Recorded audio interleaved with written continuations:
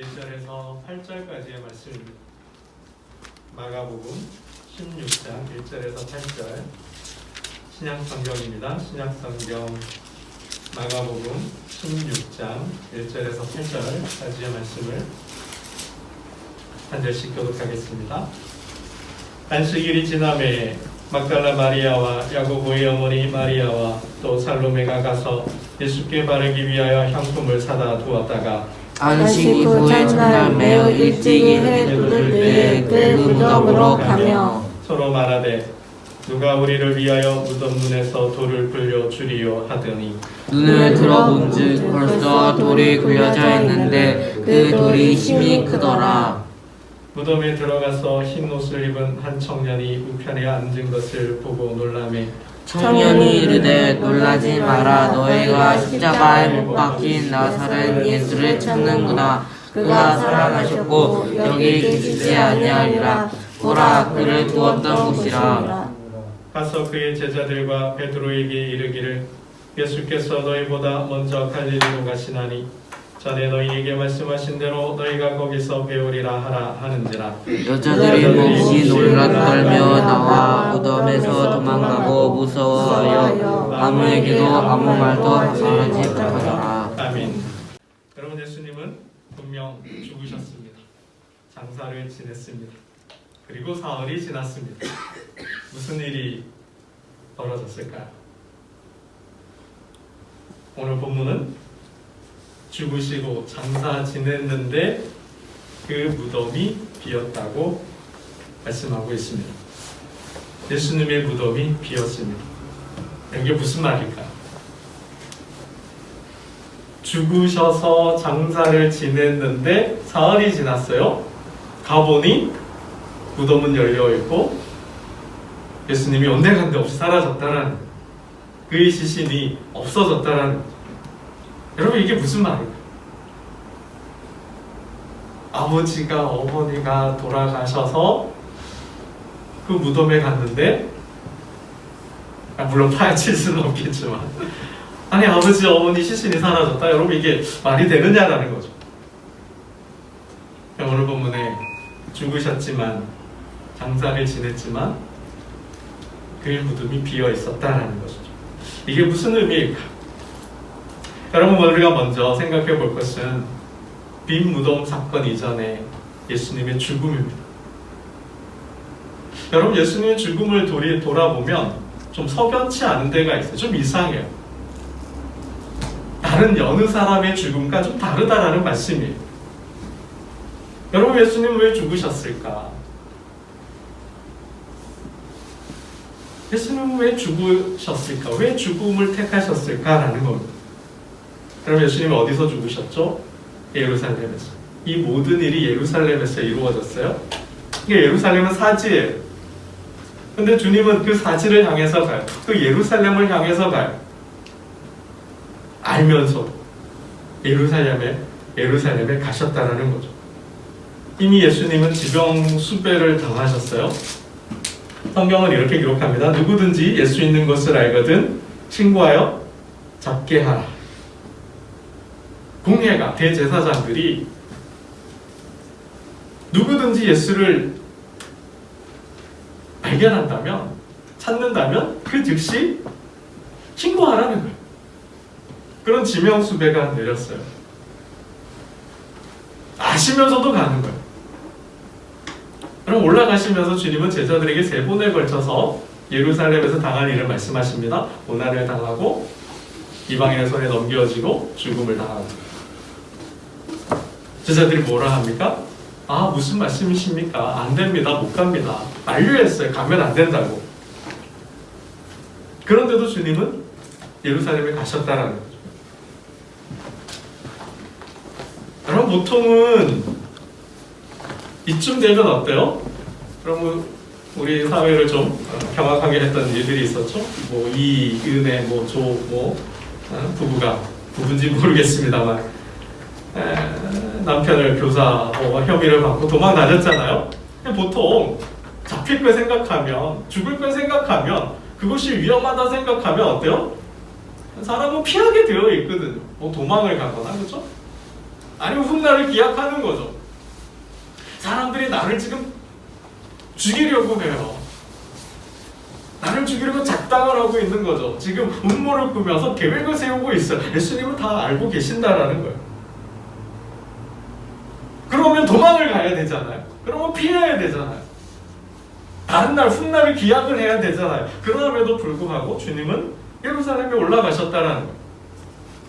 즉 예수님의 죽음은 스스로 선택했다라는 거죠. 저들이 죽이기로 작정한 것이 아니라 이미 주님이 죽기로 작정하셨다라는 거예요. 왜 주님은 죽음을 택하셨을까? 왜 주님은 죽음을 택하셨을까? 제자들과 최후의 만찬을 드셨어요. 마지막 식사를 하시고 겟세마네 동산에 가서 기도하십니다. 가룟 유다가 배신하고 성전 병사들을 이끌고 와서 주님을 체포하셨어요. 여러분, 그 죽음의 고통이 얼마나 큰가요? 정말 그 죽음의 고통을 주님은 괴로워하셨거든요. 그래서 겟세마네 동산에 기도하시잖아요. 땀방울이 핏방울이 될 정도로 주님은 기도하셨다고 그랬어요. 왜? 두려워서. 아버지께 기도하잖아요. 아버지여, 이 잔을 내게서 옮겨 주옵소서. 이 잔을 내게서 옮겨 주옵소서. 할 수만 있거든. 할 수만 있다면. 인간적인 마음으로는 이럴 거죠. 주님, 이 잔 꼭 마셔야 되나요? 안 마시면 안 되나요? 그 정도로 괴로웠다라는 거죠. 네? 오죽 괴로웠으면 제자들에게 나를 위하여 내가 죽게 생겼다, 나를 위해 기도해달라고 부탁까지 하시잖아요. 그러니까 그 죽음의 고통이 얼마나 큰지를 주님 아시는 거죠. 재판을 받고 신문을 당하고 그리고 죽는데, 여러분, 그 절차, 그 과정을 밟으면서 당하는 그 고통을 주님은 보고 계신 거예요. 그러니 두렵고 힘든 거죠. 여러분, 육체적으로만 고통이 있나요? 아니죠. 정신적인 고통이 있어요? 그것만인가요? 아니, 영적인 고통도 있어요. 그런 고통을 아시면서도 주님은 불의한 재판을 다 받으셨다는 거예요. 왜 이런 불의한 재판을 받고 그런 불의한 고통을 당하셨냐라는 것이죠. 여러분, 주님이 죽기로 작정하신 이유는 오직 하나밖에 없습니다. 자신을 드러내고자 하셨다는 거예요. 자기 확증, 내가 누구인지를 말씀하고자 하셨다는 거예요. 내가 나의 존재, 나의 신분, 나의 정체성, 내가 누구인지를 온 세상에, 온 인류에, 온 역사에 말씀하고자 하셨다라는 거죠. 이거 하나예요. 이거 하나.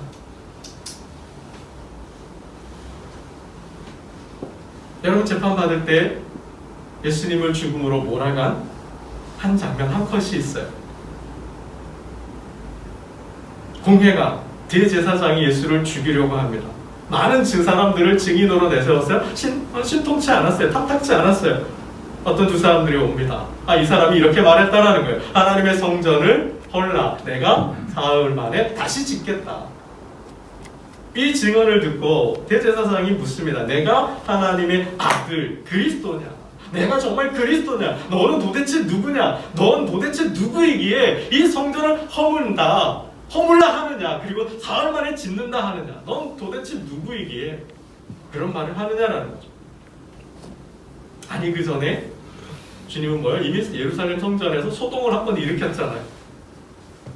장사하는 사람들을 다 내쫓았잖아요. 유대인들은 예수님을 싫어했고, 그런 예수를 싫어했고 죽이려고 했다라는 거예요. 도대체 넌 누구냐라는 거죠. 정말 너는 내가 말하는 대로 하나님의 아들 메시아냐? 여러분, 이 재판은 살 수도 있었어요. 근데 죽음을 택했다라는 거죠. 여러분, 이 질문의 대답을 어떻게 하느냐에 따라서 예수는 죽기도 하고 살 수도 있다라는 거예요. 아니요 하면 사는 거예요. 내가 하나님의 아들 그리스도냐? 내가 정말 메시아냐? 라는 대제사장의 질문에 아니요 라고 대답하면 예수를 살 수 있다는 거예요. 근데 주님은 그렇다. 내가 말한다. 내가 말하였도다. 내가 말한 대로 나는 그리스도다. 라고 말씀하셨다는 거예요. 그 대답 때문에 예수님은 신속모독죄로 사형을 얻어봤습니다. 그리고 빌라도에게 넘겨져요. 그리고 십자가에서 처형당하셨어요. 여러분 이 고통이 얼마나 커요? 이 불의한 재판을 받으면서 그 인간적인 모욕과 그 수치스러움과 그 육체적인 고통을 넘어서 정신적인 고통과 더 나아가서 아버지 하나님께로부터도 버림받잖아요. 모든 사람, 모든 세상으로부터 버림을 당하시잖아요. 이 고통이 얼마나 크냐라는 것이죠. 아시면서도 죽음을 택하셨다는 거예요. 왜요? 내가 누구인지를 말씀하고자 하셨다는 겁니다. 뭐예요? 죽음으로써 자신의 존재를, 자신의 신분을 드러내셨다는 것입니다. 여러분 그것을 확증하는 게 뭐예요? 부활이라는 것입니다. 예수가 메시아됨을 정말 그가 말한 대로 그 모진 고통을 이기고 왕 되심을 선포하는 게 바로 부활이라는 것입니다. 한 인간, 평범한 인간이었던 예수가 전 인류의 메시아가 되고 왕이 되고 군주가 되고 하나님의 아들이 되는 인류 역사를 구원하는 구원자가 되는 사건이 바로 이 부활이라는 것이에요. 주님은 그렇게 죽음과 부활로서 자신을 보여주셨다라는 사실입니다. 여러분 삶과 죽음은 동전의 양면과 같아요. 동전의 앞뒷면이 있죠. 그처럼 삶과 죽음은 하나예요. 삶과 죽음은 하나예요. 삶만 있지도 않고 죽음만 있지도 않아요. 삶이 있으면 죽음이 있는 거예요. 그를 주님은 보여주셨어요. 이게 나눌 수 없는 거라는 거죠. 여러분 이걸 역으로 이야기하면 주님의 그 재판과 그 십자가를 역으로 이야기하면 뭐예요? 인간을 폭로하는 사건이었어요. 주님은 그 재판을 통하여서 자신이 누구인지, 그 십자가를 통하여서 자신이 누구인지를 말씀하셨지만 역으로 뒤집어 생각하면 여러분 그것은 곧 누구예요? 인간이 누구인지를 말해주고 있다는 것입니다. 인간을 폭로하는 사건이라는 거예요. 여러분 그 예수의 죽음에 가담한 사람들이 누구예요? 최고 지도자들이잖아요. 최고 종교 지도자들이었어요. 로마의 총독이었어요. 예수님의 은혜를 입었던 사람들이었어요. 그를 따라다녔던 제자들이었어요. 그 모두가 예수를 죽였다라는 거죠. 그 사건에 가담했다라는 거죠. 그걸 뭐예요? 인간의 위선과 인간의 가식이죠. 인간 본성을 주님은 죽음으로써 말씀해 주셨다라는 것입니다. 여러분 희망이 어디에서 올까요? 우리의 희망은 무엇일까요? 여러분 희망은 부활에서 오는 줄로 믿습니다. 여러분 부활이 희망이에요. 우리의 희망은 이 땅에 있지 않아요. 우리의 희망은 이 땅의 것이 아니에요. 정말 우리를 희망하게 하는 것은 이 땅 그 무엇도 아니에요. 권력도 아니고 명예도 아니고 돈도 아니고 지식도 아니에요. 우리의 희망은 바로 부활에 있습니다. 여러분 십자가의 역설이 바로 여기에 있어요. 죽음의 역설이 바로 여기에 있어요. 왜 이 한 인간의 죽음이, 한 사람의 죽음이 우리의 희망이 되는가? 정말 우리의 희망이 왜 그의 죽음에서 오는가? 여러분 하나님 안에서의 죽음은 생명이 되는 줄로 믿습니다. 하나님 안에서의 그 십자가는 부활이 되는 줄로 믿습니다. 여러분 예수의 죽음과 예수의 십자가가 바로 그래서 우리에게 희망이 되는 거예요. 여러분 삶이 얼마나 힘들어요. 삶이 얼마나 고통스러워요. 그런 고통과 고난 중에도 우리가 살아갈 수 있는 힘은 바로 부활에 있다는 것이죠. 여러분 예수님의 그 십자가와 예수님의 그 죽음은 오늘을 사는 우리들에게 희망의 메시지가 되는 거예요. 사망의 그늘에 앉아서 코앞에 다가온 죽음을 바라보며 절망하는 사람들이 얼마나 많습니까? 육체의 건강을 잃었던, 또 삶의 위협을 당하여서 죽음으로 내몰리는 사람들, 전쟁이죠. 우크라이나 사태처럼. 어떤 절망이 사방을 둘러쌌어요. 사방 그 어디를 보아도 마음 둘 데가 없는 거죠. 의지할 데가 없는 거예요. 나를 도와줄 사람이 없는 거죠. 절망밖에 없는 거예요. 절망이 사방에 우겨싸고 있는 거죠. 여러분, 의인의 고난이 있잖아요. 욥처럼. 불의한 자들에게 고난을 당하는 사람들이 있잖아요. 예수를 믿기 때문에 정직하게 살려고 하니, 신앙을 지키려고 하니 도전하고 공격하고 박해하는 사람들이 있어요. 착하게 선하게 의롭게 살려고 하는데 공격하고 도전하는 사람들이 있어요. 불의한 자들이, 정말 불의한 자들이 공격하는, 그래서 의인들이 고난을 당하는 삶이 있잖아요. 오늘도 사망의 그늘에 앉아 죽어가는 자들, 선한 삶을 위하여서 고난을 당하는 자들, 삶의 고통으로 절망을 당하고 그 절망에 우겨싸임을 당하여 소망 없이 사는 사람들에게 뭐예요? 예수의 죽음과 예수의 십자가는 바로 소망이, 희망이 된다는 것이죠. 여러분, 그럼에도 불구하고 뭐예요? 포기하지 않는다면, 여러분, 예수님의 고통이 뭐예요? 버림받음이잖아요. 제자들로부터 버림당하였잖아요. 주님 함께 하겠습니다. 끝까지 가겠습니다. 제가 지켜드리겠습니다. 근데 여러분, 십자가에서 그 제자들은 다 어디로 갔을까요? 여러분, 그 사람들로부터 버림받았잖아요. 나귀를 타고 입성하는데 호산나 다윗의 자손이여 우리를 구원하실 자로다. 종려나무 가지를 들고 환영하고 그의 가는 길에 옷을 깔고 축복했던 그 사람들이 빌라도 재판 앞에서, 그 공회 앞에서 저들은 어떻게 했어요? 거짓 증언을 하잖아요. 십자가에 못 박으라고 외치잖아요. 사람들로부터 배신을 당하죠. 배척을 당하였잖아요. 여러분, 십자가에서 마지막, 우리 장로님도 말씀해 주셨지만 외침이 뭐야? 엘리 엘리 라마 사박다니잖아요. 나의 하나님 어째 나를 버리셨나이까. 그 순간만큼은 아버지로부터도 버림받았어요.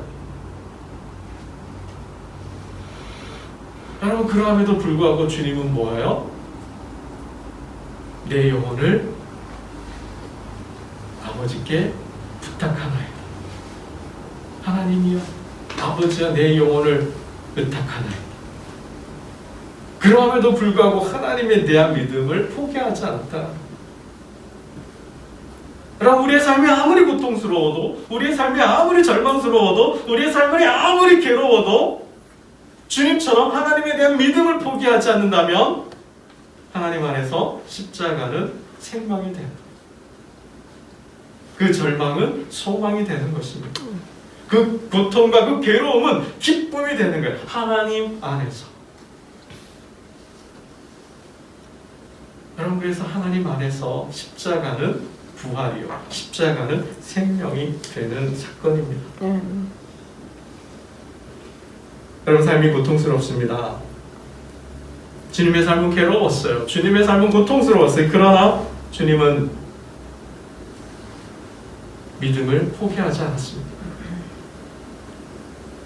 여러분, 아브라함이 아들 이삭을 하나님께 드릴 수 있었던 그 신앙은 어떤 신앙? 무슨 신앙일까요? 성경은 어떻게 그의 신앙을 이야기합니까? 부활신앙으로 이야기하고 있어요. 내가 제단에 아들을 놓고 죽여도, 불살라 태워 죽여도 하나님은 내 아들을 다시 돌려준다. 내 아들을 이삭을 다시 살려주신다.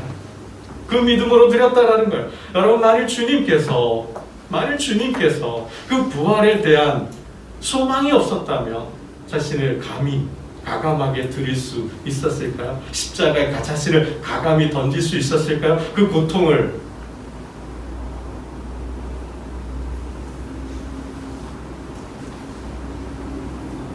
여러분 성경은 이렇게 기록하고 있습니다. 내가 양을 위하여 목숨을 버리노라. 저들이 내 목숨을 빼앗는 것이 아니라 내가 내 목숨을 넘겨준다고 했어요. 내가 내 목숨을 버리는 것은 그것을 다시 얻기 위함이니 이로 말미암아 아버지께서 나를 사랑하시느니라. 이를 내게서 빼앗는 자가 있는 것이 아니라 내가 스스로 버리라. 저들이 내 생명을 취하는 게 아니에요. 저들이 내 생명을 빼앗는 게 아니에요. 내가 스스로 버리는 거예요. 내가 스스로 넘겨주는 거예요. 내가 스스로 십자가에 올라가는 거예요. 왜요? 아버지 하나님과의 약속이거든요. 나는 버릴 권세도 있고 다시 얻을 권세도 있으니 이 계명은 내 아버지에게서 받았노라. 여러분 부활에 대한 소망이 없었다면, 아버지 하나님과의 약속이 없었다면 예수는 자신을 던질 수 없다는 거예요. 버릴 수 없다는 거예요. 예수는 하나님을 믿었고 아버지는 그 믿음 안에서 아들을 살려내신 거예요. 성령을 보내서 죽은 자 가운데서 다시 살려내신 거예요. 그래서 여러분 십자가는 희망이 되는 것입니다. 우리의 삶이 아무리 괴로워도 내려놓고 싶고 포기하고 싶고 다 위한 뭐요? 절망 가운데 있지만 그럼에도 불구하고 하나님을 끝까지 신뢰하고 끝까지 믿고 나아간다면 하나님 안에서 우리의 삶은 변한다는 거죠. 하나님 안에서 우리의 삶은 바뀐다는 거죠. 아무리 고통스러워도 아무리 절망스러워도 우리가 그 십자가를, 그 고난을 지고 살아간다면 하나님이 주님을 사망 권세를 이기게 하셨듯이 우리의 모든 삶을 권세를 파하고 이기게 하시는 줄로 믿습니다. 아멘. 여러분 빈무덤, 예수님의 무덤이 비었습니다. 어떻게 빌 수 있을까요? 여러분 이 예수의 빈 무덤이 무엇을 말씀하고 있을까요? 정말 세상 사람들이 말하는 것처럼 잠시 기절했다가 다시 깨어나서 무덤 문을 열고 나오셨을까요? 그렇게 말하는 사람들이 있어요. 그 십자가의 고통이 너무나 고통스러워서 잠시 기절했다라는 거죠. 그리고 무덤에서 깨어나서 무덤 문을 열고 나왔다라는 거예요. 그게 가능하겠어요? 여러분 도적설이 있어요. 예수님의 제자들이 훔쳐갔다라는 거예요. 그리고 헛소문을 냈다는 거죠. 그가 살아났다고. 여러분 이게 말이 될까요?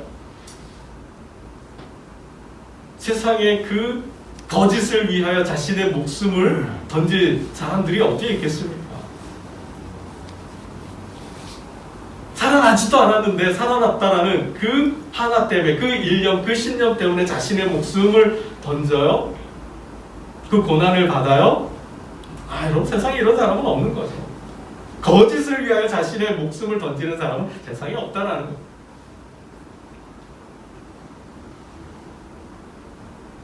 여러분 정말 제자들은 주님을 사랑했기 때문에 그 주님을 보고 싶어 했기 때문에 환상을 봤다라는 거예요. 정말 그럴까요? 아니죠. 성경을 보면 사실로서 역사로서 이야기하고 있다라는 거예요. 여러분 신화인가요? 그리스 로마처럼 사람들이 예수를 우상화해서 신격화해서 만든 신화라는 거죠. 그렇게 말하는 사람들이 있어요. 여러분 그 어떠한 설로도 설명이 되지 않습니다. 여러분 그의 무덤이 비었어요. 그는 분명 죽었잖아요.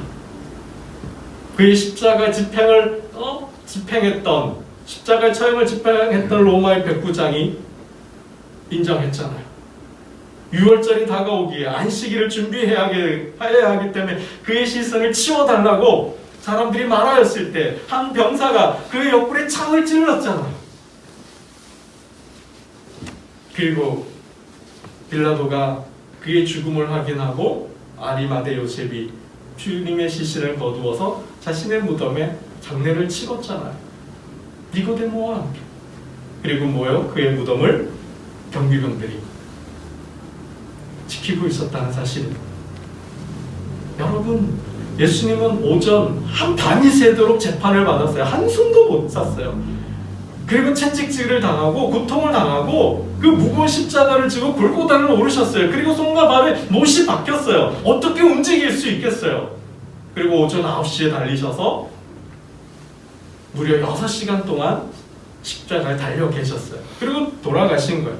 여러분, 그런 사람이 어떻게 무덤을 봉해져 있는데 그 돌을 굴리고 나올 수 있겠습니까? 여인들의 고민이 뭐예요? 누가 우리를 위하여 이 돌을 굴려줄까? 근데 무덤이 열리고 무덤이 비었어요. 한 사람이 이야기합니다. 그가 누웠던 곳을 보라. 그가 누웠던 곳을 보라. 있어요? 없어요? 없어요. 사흘 만에 주님의 무덤이 비었습니다. 여러분, 이 빈 무덤이 무엇을 말할까요? 우리 6절 말씀을 읽고 말씀을 믿겠습니다. 6절입니다. 함께 봅니다. 6절 시작. 청년이 이르되 놀라지 마라. 너희가 십자가에 못 박히신 나라는 예수를 찾는가. 그가 살아나셨고 여기 계시지 아니하리라. 보라, 그를 두었던 곳이니라. 아멘. 주의 사자는 말씀합니다. 하나님은 말씀합니다. 그가 살아나셨다. 아멘. 여러분, 부활의 아침 주님 살아나셨고 그 주님을 믿는다면 그 부활의 소망이 우리의 삶의 능력이 되고 그 부활이 우리의 모든 고통과 삶을 이기게 하고 천국의 삶을 살게 하는 줄로 믿습니다. 부활의 능력으로 부활을 경험하고 저와 여러분의 모든 삶을 천국으로 화하는, 천국을 만들어가는, 세워가는 저와 여러분 되시기를 주님의 이름으로 축원합니다. 기도드리겠습니다. 하나님 아버지, 분명 주님은 죽으셨고 장사를 지냈습니다. 그리고 사흘 만에 말씀하신 대로 다시 살아나셨습니다. 아버지 하나님, 불의한 재판 중에도 십자가의 죽음 중에도 주님은 내가 누구인지를 말씀해 주셨습니다. 내가 하나님의 아들, 하나님의 메시아임을 말씀해 주셨습니다.